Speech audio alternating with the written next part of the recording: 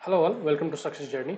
आज इस वीडियो में हम लोग देखने वाले हैं छत्तीसगढ़ व्यापम सब इंजीनियर सिविल का जो पेपर हुआ है आज, उसका पेपर वन। जीएस, रीजनिंग, ये सब जो कंबाइंड है, 50 क्वेश्चंस हैं इसमें। तो हम लोग आज देखते हैं कि इसका क्या सोल्यूशन है, क्या आंसर होने चाहिए। पहला क्वेश्चन है, who is the present April 2022 deputy national security adviser of the United State of America. तो ये कौन नए बने हमारे? दिलीप सिंह। ये है नेशनल सिक्योरिटी एडवाइजर किसमें? For international economics. ठीक है, तो Dalip Singh is the right answer. The Jungle Book is the story collection authored by. Jungle Book जो है स्टोरी कलेक्शन एक बुक है, वो किसने लिखा है? तो ये लिखा हुआ है किसने? रुडयार्ड किपलिंग ने। Who was the man of the series in the world road safety cricket tournament, जो कि 2021 में हुआ था? इसके man of the series Yusuf Pathan थे। Who is the founder of the North American Chhattisgarh association? ये बहुत इंपॉर्टेंट है, जो लोग खासकर छत्तीसगढ़ वाले के हैं उनको तो ये पता ही होना चाहिए। इसका जो राइट आंसर है वो है Deepali Sharogi. Where is the headquarter of the International Solar alliance?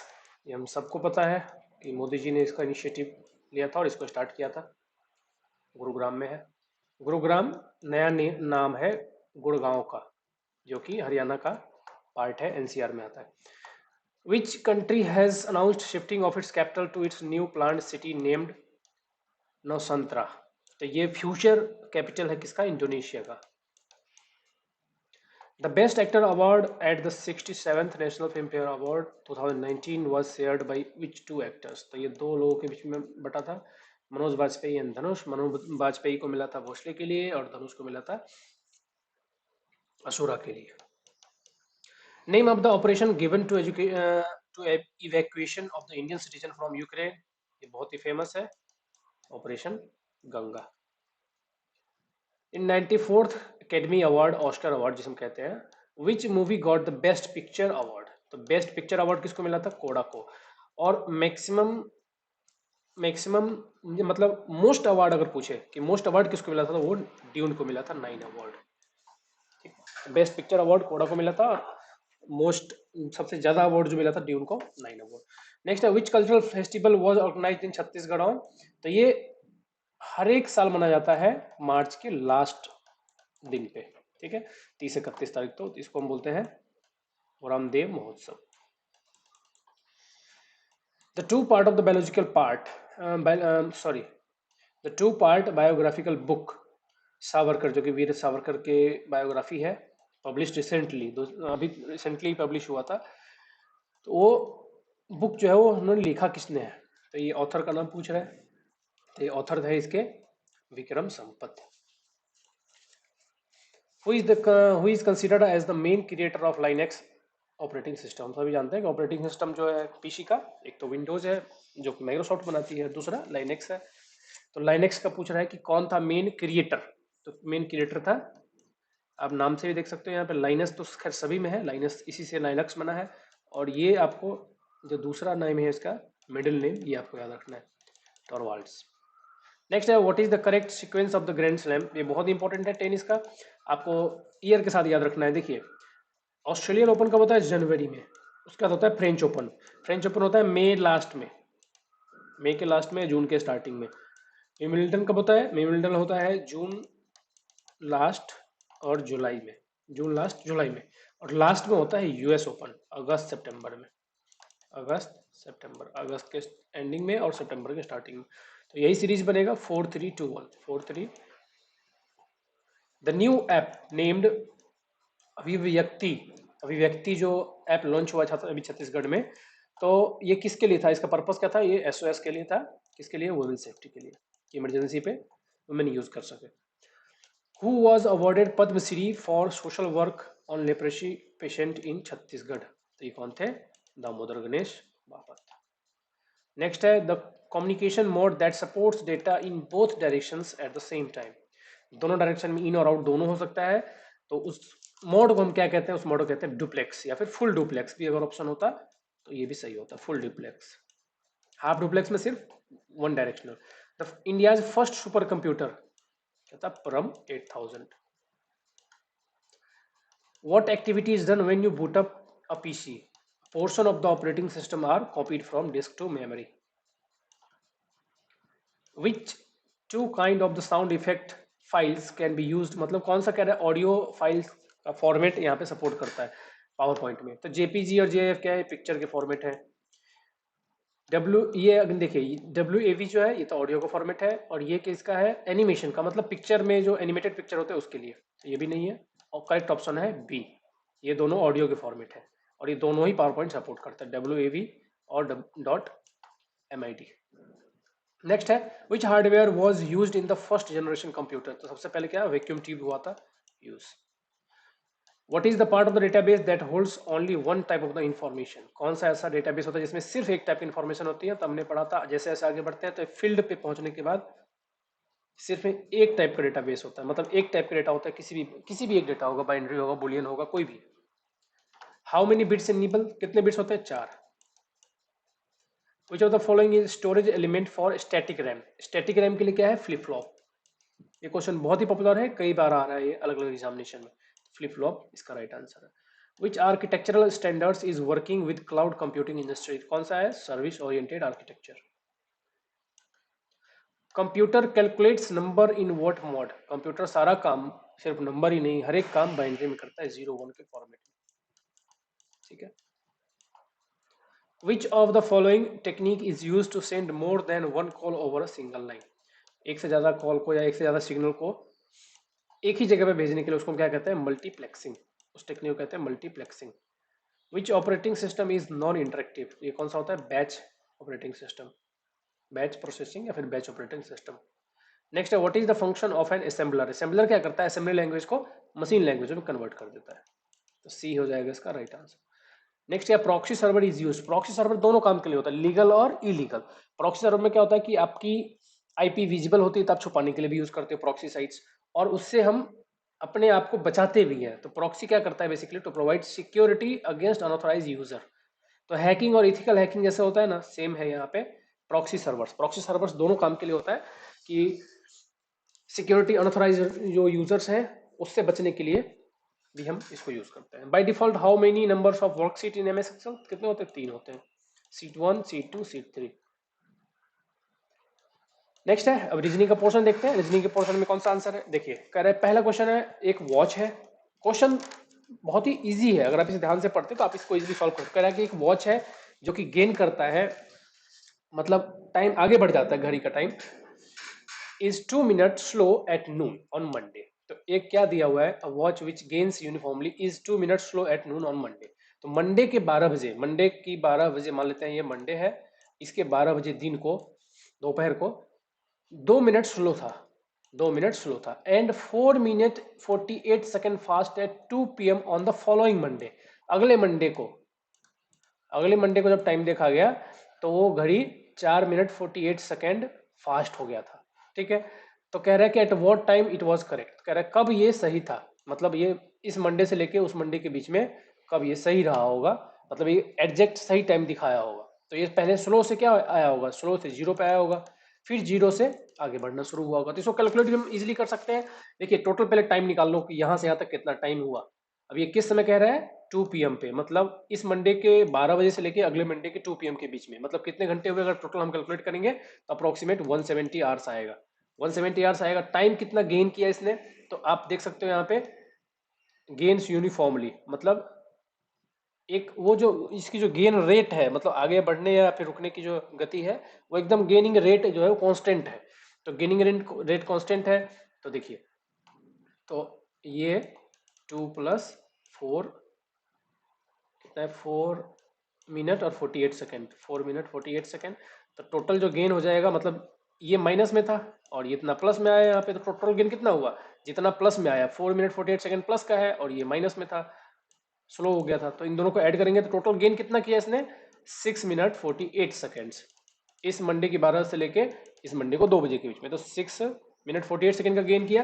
अब इसको टाइम वाइज डिवाइड कर देते हैं कि कितने टाइम में गेन किया। तो इस टाइम हमें पता है कि 170 आवर्स है, 170 आवर्स में इतना गेन किया, तो एक सेकेंड को सेकेंड में कन्वर्ट कर दो आप, एक सेकेंड में कितना गेन करेगा, और उसके बाद इसको -2 से 0 पे लाने के लिए देखिए कितना टाइम लगेगा। तो टाइम आएगा 50 आवर्स, 50 आवर्स के बाद ये 0 पे पहुंच जाएगा। तो 50 आवर्स यहाँ से हम काउंट करेंगे तो क्या आएगा, 2 PM ऑन वेडनेसडे। मतलब सोमवार के जब 50 आवर्स आप अगर काउंट करोगे मंडे के 12 बजे से लेके, तो 50 घंटा कब मिलेगा? 2 PM on Wednesday. How many squares are in their following is figures, तो आप सबको काउंट करोगे इसमें तो आपको आंसर मिलेगा 14। Look carefully for the pattern and find the wrong number, तो अब इसमें पैटर्न देखो, तो पैटर्न जब आप डिटेक्ट करोगे तो आपको मिलेगा कि डी 356 जो है वो अपने प्लेस में नहीं होना चाहिए। In the following series in place of question mark select the appropriate. देखिए ये क्या है, सिंपल है, ये 1 नहीं है, ये आई है। तो देखो यहां से आगे बढ़ो, फर्स्ट लेटर हम यहाँ पे देखते हैं क्या होना चाहिए, EFG, मतलब यहाँ पे F मिसिंग है, यहाँ पे H मिसिंग है, यहाँ पे IJ मिसिंग है, मतलब एक एक कम एक गैप होके आ रहा है। तो यहाँ पे क्या होना चाहिए था, यहाँ पे C आना चाहिए, तभी तो D मिसिंग होगा और E आएगा, तो पहला वर्ड मिल गया C। अब नंबर में देखते हैं, तो यहाँ से इंक्रीज हो रहा है 3 3 3 और अगेन 3, तो 17 आएगा, तो C17। और लास्ट वर्ड क्या आएगा, तो C17। देखिए C17 का सिर्फ एक ही ऑप्शन है, तीसरा करने की जरूरत भी नहीं है, ऑप्शन है बी।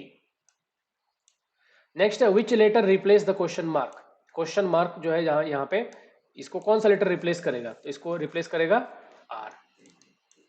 नेक्स्ट है 36, Rakesh is standing at a point he walks, ये सिंपल है, आप डायरेक्शनल क्वेश्चन है, डायरेक्शन में करते जाओ, तो ये आपको मिलेगा 5 मीटर, मतलब ये 5 मीटर।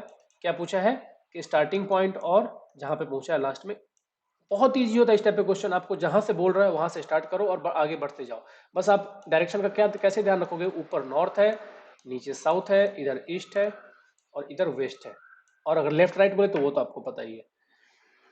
नेक्स्ट क्वेश्चन देखते हैं, 20 people works in in an office, एक ऑफिस में 20 लोग काम करते हैं। The first group of 5 serves from 8 AM to 2 PM, तो जो 20 लोग हैं उसमें से 5 लोग सर्व करता है 8 से 2 PM के बीच में। सेकंड ग्रुप जो है वो 10 लोगों का है, वो उनका टाइमिंग है 10 AM to 4 PM, and third group का टाइमिंग है 12 PM टू इतना। There are 3 computers in the office which are freely used by all the employees, in which of the following time period computers are more likely to be used. तो आपको इसमें combination बनाना है, तो जब combination बनाओगे तो आप देखो कि कितने से इतने बजे तक कितने लोग बैठे हैं, इतने से इतने बजे तक कितने लोग बैठे हैं, और इतने से इतने बजे तक कितने लोग बैठे हैं, तो ओवरलैपिंग टाइम जो आएगा वही है मोस्टली यूज्ड। तो 37 के जब इसे कैलकुलेट करोगे तो ये आएगा 12 बजे से लेकर 2 PM के बीच में, मतलब बी। नेक्स्ट है if we are reaching Bombay means, यहाँ पे आपको एक अलग फॉर्मेट दिया हुआ है, वी आर रीचिंग बॉम्बे। ये जरूरी नहीं कि वी का मीनिंग यही है, कोई भी हो सकता है, आपको ये रिलेट करना है। बॉम्बे इज रियली ब्यूटीफुल, अब इसमें से देखो जो कॉमन है, बॉम्बे यहाँ भी कॉमन है, यहाँ भी कॉमन है, और इन दोनों में कौन कौन सा कॉमन है वो देखो, आपको कौन कौन सा कॉमन मिल रहा है, हिक डिक मिल्क मिक और निक, इसमें से जो भी कॉमन मिलेगा वो इन दोनों में देखिए क्या क्या कॉमन है। इस तरह से जब आप वर्ड को एक्सट्रैक्ट करेंगे तो आपको हर एक का मीनिंग पता चल जाएगा। इज मोहन रीचिंग देयर, अब इसमें क्या क्या कॉमन है, इन तीनों में आप सब कॉमन देखना है आपको, Bombay is really beautiful, we are reaching Bombay, और इन तीनों में देखिए क्या कॉमन है, तो जो कॉमन है और इन तीनों में है वही इसका मीनिंग है। इस तरह जब आप मीनिंग आउट करेंगे तो लास्ट में पूछ रहा है कि बॉम्बे के लिए क्या कोड यूज किया गया है, तो बॉम्बे के लिए कोड यूज किया गया है एल। नेक्स्ट क्वेश्चन देखते हैं, कह रहे P Q means P cross Q, बहुत इजी है, इसको आप क्रॉस का मीनिंग आप यहीं पे चलते हैं directly, P divide Q, P divide Q करेंगे तो पी डिवाइड क्यू मीन्स क्या है, आप यहाँ पे डिवाइड का मीनिंग देखिए, तो कह रहा है कि डिवाइड का मीनिंग क्या है, means P is the sister of Q, तो यहाँ पे आप बना लो, ये पी है और ये क्यू है और ये सिस्टर है, ठीक है, पी सिस्टर है, मतलब ये पी तो डेफिनेटली फीमेल ही है, क्यू का पता नहीं। ओके, पी और क्यू क्या में क्या रिलेशन है, सिस्टर का। नेक्स्ट क्या कह रहे हैं, मल्टीपल, तो मल्टीपल और क्यू और आर में क्या रिलेशन है, मल्टीप्लाई का, मल्टीप्लाई मीन्स क्या है, सन है, तो पी का क्या है, पी का सॉरी पी और क्यू का, क्यू और आर के बीच में, तो क्यू और आर के बीच में क्या रिलेशन है, तो क्यू और आर के बीच में रिलेशन है, मतलब क्यू जो है वो सन है किसका, आर का, तो क्यू है आर का सन, तो Q is the son of R, तो यहां से आप आर का सन है। इसी तरीके से लास्ट चलेंगे तो एस जो है वो आर का क्या है, ब्रदर है। जब आप इसको फॉर्मेट में बनाएंगे तो क्या आएगा कि आर और एस जो है वो भाई बहन है, और आर के 2 बच्चे हैं जो कि पी और क्यू है, ठीक है।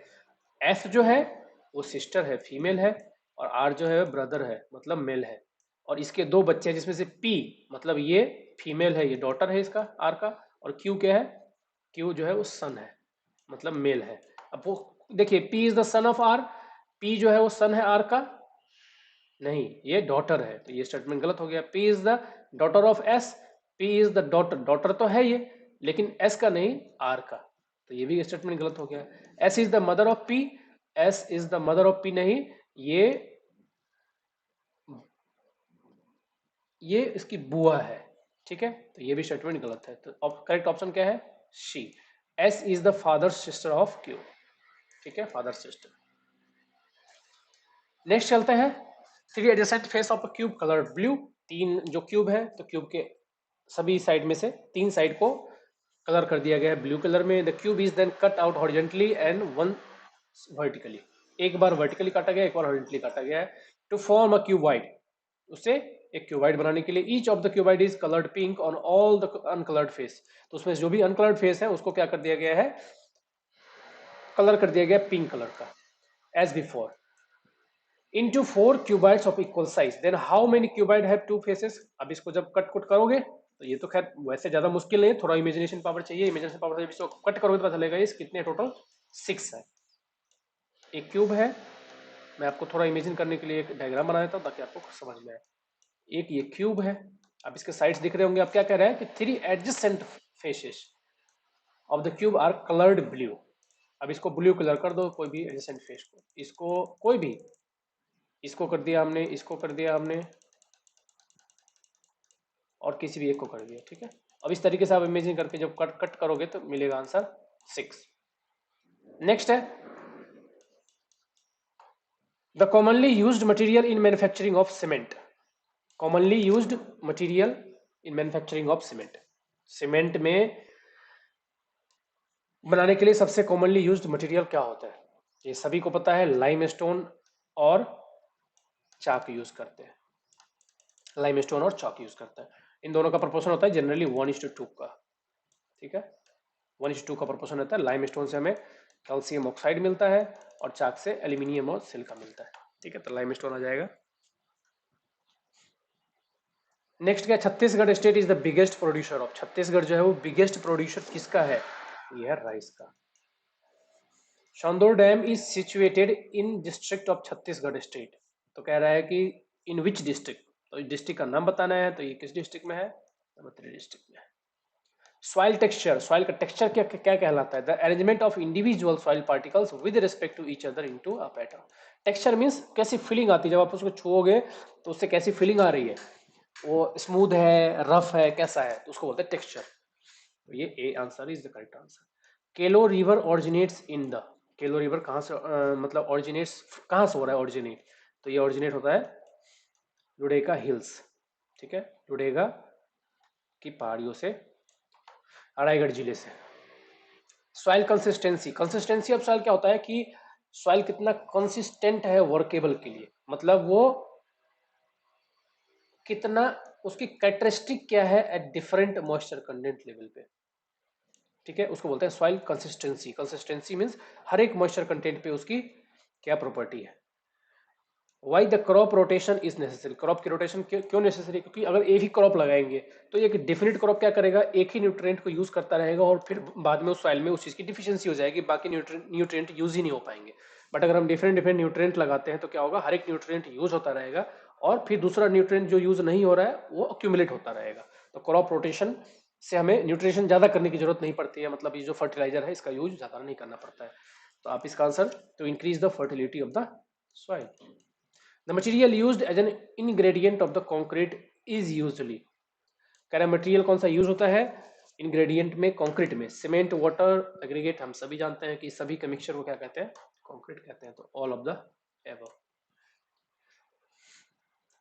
हैस्डो Bango irrigation project of the Chhattisgarh state comes under, ये जो प्रोजेक्ट है वो किसके अंदर है, कौन से प्रोजेक्ट के अंदर है, तो ये प्रोजेक्ट है मेजर इरिगेशन प्रोजेक्ट के अंदर। Lift irrigation, medium irrigation, minor irrigation, आप सभी जानते हो, ये कॉस्टिंग का था। तो ये हसदेव जो है, हसदेव बैंगो या बांगो, हसदेव बांगो इरिगेशन प्रोजेक्ट जो है वो major irrigation project. Medium irrigation project are costing, अभी मैंने बताया कि कॉस्टिंग जो होते हैं कॉस्टिंग पे डिपेंड करते हैं। तो मीडियम इरिगेशन प्रोजेक्ट जो है उसकी कॉस्टिंग क्या होती है ये पूछा है इसमें। 1 मिलियन, 1 मिलियन अगर हो तो ये मीडियम के अंदर, मिलियन कितना होता है 10 लाख के बराबर, 10 लाख। और 1 अरब, 1 अरब के बराबर होता है 1 बिलियन, ठीक है। थाउजेंड, थाउजेंड अगर हम देखेंगे तो ये हो जाएगा thousand, 1000 million is equal to 1 billion. तो ये था वीडियो, मिलते हैं हम लोग नेक्स्ट वीडियो में। Thank you all, thanks for the watching. Video अच्छा लगा हो तो आप लोग लाइक कर दीजिए, चैनल को सब्सक्राइब कीजिए, अपने दोस्तों के साथ शेयर कीजिए। Thank you all, thanks for the watching.